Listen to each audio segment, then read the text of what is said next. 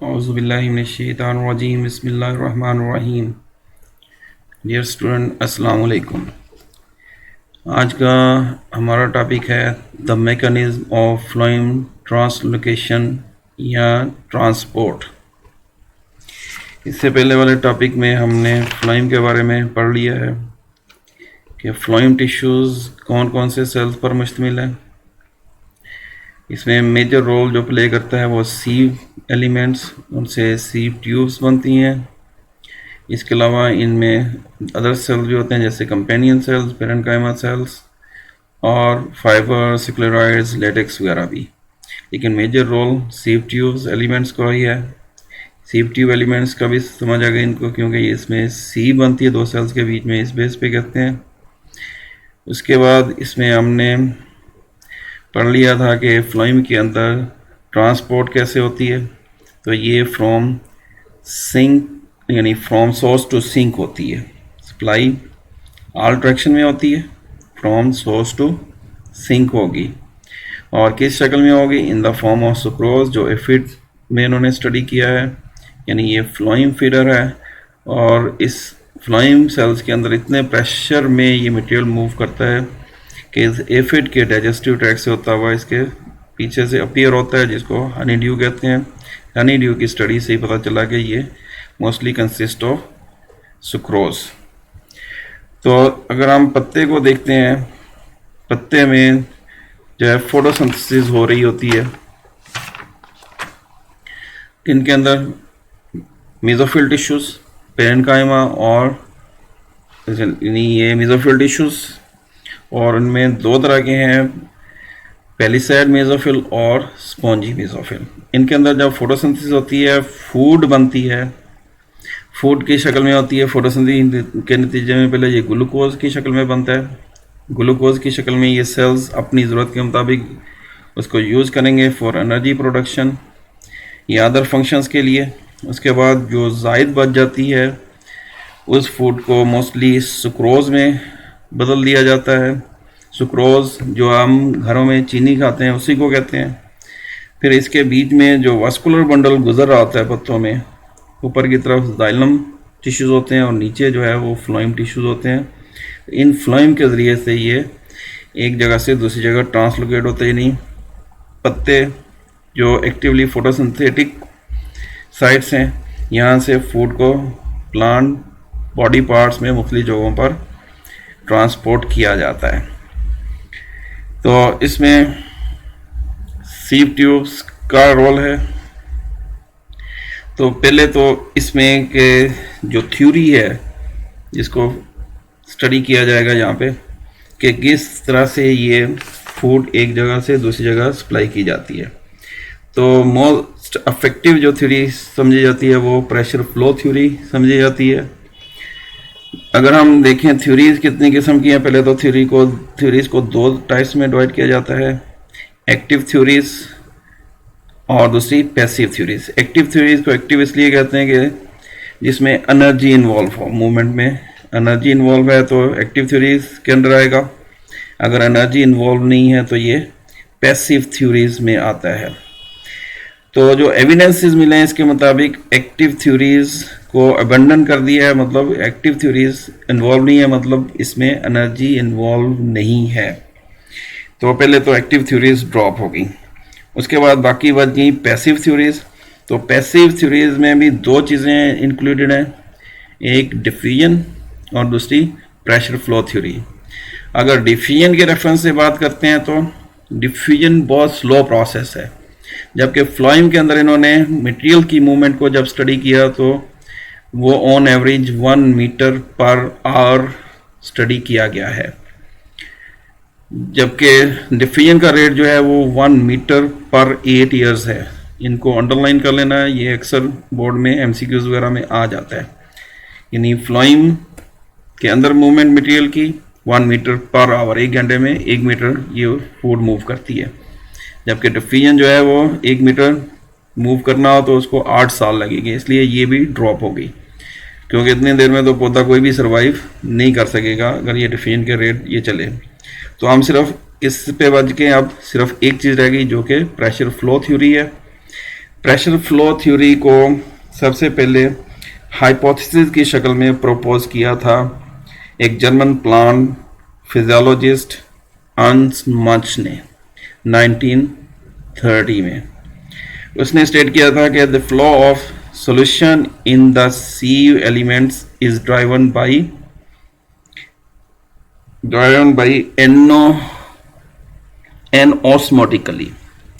osmotically generated pressure gradient। मतलब इन sales के अंदर हाई ऑस्मोटिक प्रेशर बिल्डअप किया जाता है, तो हाई ऑस्मोटिक प्रेशर से ये लो ऑस्मोटिक प्रेशर की तरफ मूव करते हैं। इसका मतलब सोर्स के ऊपर हाई ऑस्मोटिक प्रेशर डेवलप किया जाएगा, जबकि सिंक पे जो है ये लो ऑस्मोटिक प्रेशर को मेंटेन किया जाएगा। तो इस तरह से material from high osmotic pressure से लो ऑस्मोटिक प्रेशर की तरफ मूव करेंगे। अब इसमें अगर देखें तो मूवमेंट कैसे हो रही है, इसमें पहले तो इसी डायग्राम को देखते हैं। तो ये जो पहले 3 सेल दिखाए हुए हैं ये मेसोफिल सेल्स हैं।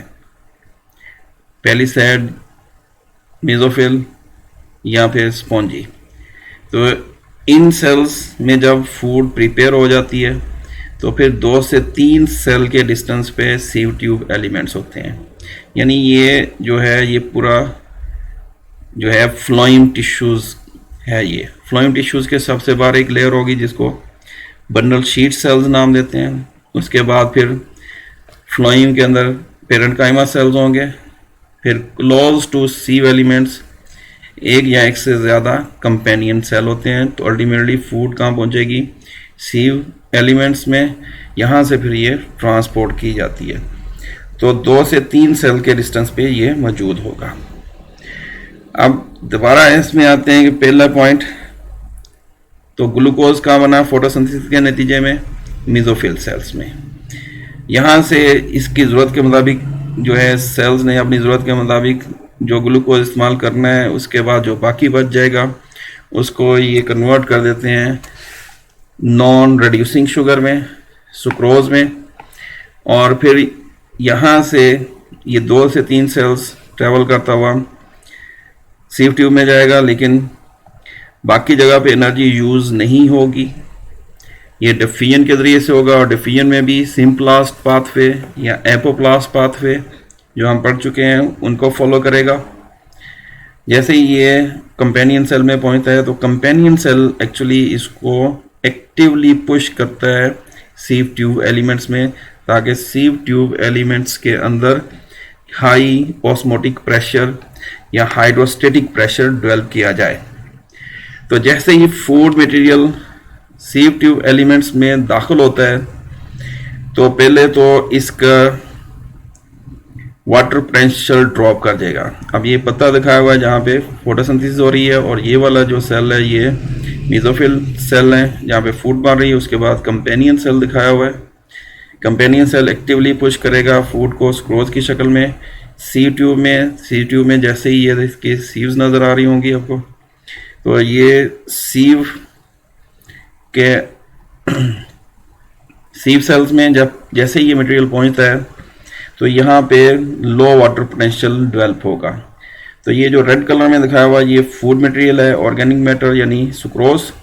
जैसे यहाँ लो वाटर पोटेंशियल होगा तो इसके साथ में जो जाइलम टिश्यूज होंगे, जाइलम सेल्स, वहाँ से पानी जो है हाई ऑस्मोटिक प्रेशर में है या हाई वाटर पोटेंशियल में, यहाँ से ये इन सीव सेल्स में आएगा और अल्टीमेटली यहाँ पे हायर प्रेशर डेवलप होगा, ऑस्मोटिक प्रेशर यानी हाइड्रोस्टेटिक प्रेशर जिसको कहेंगे डेवलप होगा। तो ये वो जगह है जो सोर्स के करीब है। यहाँ पे हाई प्रेशर है, इसके मुकाबले में अगर हम कहें जी सिंक क्या जी फ्रूट है, ट्यूबर है, रूट्स है या any growing part of the plant है, तो यहाँ पे कंटिन्यूसली लो ऑस्मोटिक प्रेशर मेंटेन किया जाता है। तो हाई ऑस्मोटिक प्रेशर से मटेरियल मूव करता हुआ इस लो ऑस्मोटिक प्रेशर की तरफ आएगा और यहाँ पे इसको अनलोड किया जाता है। यानी इसको नॉर्मली टर्म यूज़ करते हैं कि यहाँ पे मटेरियल जो है सीव ट्यूब्स में लोड किया गया जबकि कहाँ पे, सोर्स में, सिंक में ये अनलोड होगा, मतलब यहाँ पे फिर एनर्जी यूज़ होगी। यहाँ पे जो कंपेनियन सेल्स हैं ये एक्टिवली यहाँ से फूड मटेरियल को निकालेगा और आगे सिंक के सेल्स में डिपॉजिट करेगा, और सिर्फ ज़रूरत का पानी ही साथ में जाएगा, बाकी पानी जो है वो सीव ट्यूब में रह जाएगा। मतलब यहाँ से फूड मटेरियल निकल जाएगा मोस्टली और बाकी पानी बच जाएगा। तो यहाँ पे अगर पानी बच गया और सॉल्यूट कम हो गया तो इसका मतलब यहाँ पे हायर वाटर पोटेंशियल डेवलप हो गया, किसकी निस्बत, जाइलम सेल्स की निस्बत। इसलिए ये जो जायद पानी होगा ये वापस जाइलम टिश्यूज़ में चले जाता है, और जब तक ये अनलोडिंग रहती है ये CO2 सेल के साथ कंपेनियन सेल्स ये मटेरियल को निकाल के सिंक में डालते जाते हैं। तो यहाँ पे कंटिन्यूसली लो ऑस्मोटिक प्रेशर रहेगा और यहाँ पे अनलोडिंग होती रहती है, इसलिए हाई प्रेशर से लो प्रेशर की तरफ ये मूवमेंट जारी रहती है। तो यहाँ पे इन्होंने पॉइंट्स दिखाए हुए हैं। पॉइंट नंबर 1 में जो बात की है कि ये यहाँ पे एक्टिव फोटोसिंथेसिस हो रही है, फूड मटेरियल प्रिपेयर हो रहा है ग्लूकोज की शक्ल में, जो ज़रूरत से ज़ायद है उसको सुक्रोज में कन्वर्ट किया जा रहा है। फिर सेकंड पॉइंट में ये 2 से 3 सेल्स ट्रेवल करता हुआ कंपेनियन सेल और अल्टीमेटली CO2 सेल्स में आ जाता है। CO2 सेल्स में यहाँ पे जैसे पॉइंट है तो तीसरा पॉइंट वाटर आ जाता है जाइलम टिश्यू से इसमें, और यहाँ पे हाई हाइड्रोस्टेट की प्रेशर डेवलप होता है। 3 पॉइंट। फिर चौथे पॉइंट में जाएंगे तो यहाँ पे अनलोडिंग हो रही है, फिर अगेन कंपेनियन सेल इन्वॉल्व है, यहाँ पे अनलोडिंग कर रहा है यानी फूड मटेरियल को उतार के सिंक में डिपॉजिट कर रहा है। तो ये 4th पॉइंट। और फिर यहाँ पे जो बाकी बचता है पानी है, तो पानी हाई प्रेशर यहाँ पे डेवलप हो गया क्योंकि सोल्यूट निकल गया, तो पानी वापस कहाँ पे चले जाएगा, जाइलम में। तो इस तरह से ये कंटिन्यूसली ये प्रोसेस रहेगा जब तक यहाँ पे ये रुक नहीं जाता है। जब ये रुक जाता है तो अनलोडिंग नहीं होगी, यहाँ पे भी हाई प्रेशर डेवलप होगा तो फूड की मूवमेंट इधर को रुक जाएगी, उसकी बजाय वो उधर को होना शुरू हो जाएगी जहाँ पे फूड यूटिलाइज हो रही होगी। तो आपकी बुक में नीचे वाटर को ब्लू में दिखाया होगा, ये ऑस्मोसिस से मूव करता है, जबकि सुक्रोज है वो एक्टिव ट्रांसपोर्ट। लेकिन एक्टिव ट्रांसपोर्ट कहाँ पे हो रही है, सिर्फ कंपेनियन सेल से सीव ट्यूब में और सीव ट्यूब से कंपेनियन सेल में। बाकी मूवमेंट जो है वो ऑस्मोसिस के डिफ्यूजन के जरिए से होती है, चाहे वो एपोप्टोसिस है चाहे वो सिंपलास्ट पाथवे यूज किया जाता है। तो ये मैकेनिज्म है प्लांट्स के अंदर जो फ्लोएम टिश्यूज है जो फूड ट्रांसपोर्ट कर रहे हैं या ट्रांसलोकेट कर रहे हैं फ्रॉम सोर्स टू सिंक। तो आज का टॉपिक हमारा यहाँ तक ख़त्म हुआ। अल्लाह हाफिज़ जी।